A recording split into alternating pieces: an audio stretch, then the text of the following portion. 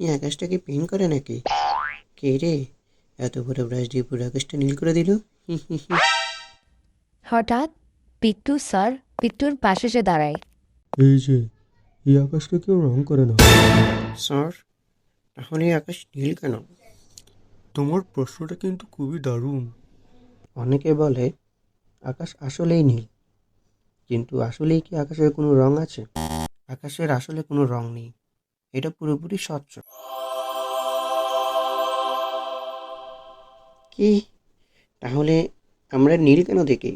হো হো, এবার হবে আসল মজা। এইবার এন্ট্রি নেই স্টোরির আসল হিরো, সূর্য। আসলে এই স্টোরির আসল হিরো সূর্য নয়, সূর্যের আলো। এই সূর্যের আলোর মধ্যে রয়েছে বিভিন্ন রঙের সংমিশ্রণ। হ্যাঁ, কিভাবে? চলো এই বিষয়টি আমরা আরেকটু সহজভাবে বুঝি। প্রিজম হচ্ছে একটি কাঁচের টুকরো। যখন সূর্যের আলো বা সাদা আলো এই কাঁচের টুকরোর মধ্যে দিয়ে ঢুকে, তখন আমরা এখানে বিভিন্ন রঙের আলো দেখতে পাই। যেমন লাল, নীল, হলুদ, সবুজ, এরকম আরও অসংখ্য রং বের হয় এই প্রিজম থেকে। তো কি আকাশে প্রিজম আছে? আকাশে কোনো প্রিজম নেই, কিন্তু আকাশ পুরোপুরি খালি নয়। আকাশে রয়েছে বিভিন্ন ধূলিকণা, জলীয় বাষ্প, অক্সিজেন, নাইট্রোজেন ইত্যাদি গ্যাসের কণা।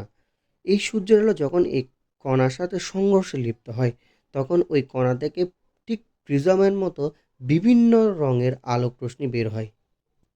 কিন্তু তাহলে আমরা আকাশকে বিভিন্ন রঙের না দেখে শুধু নীলই কেন দেখি?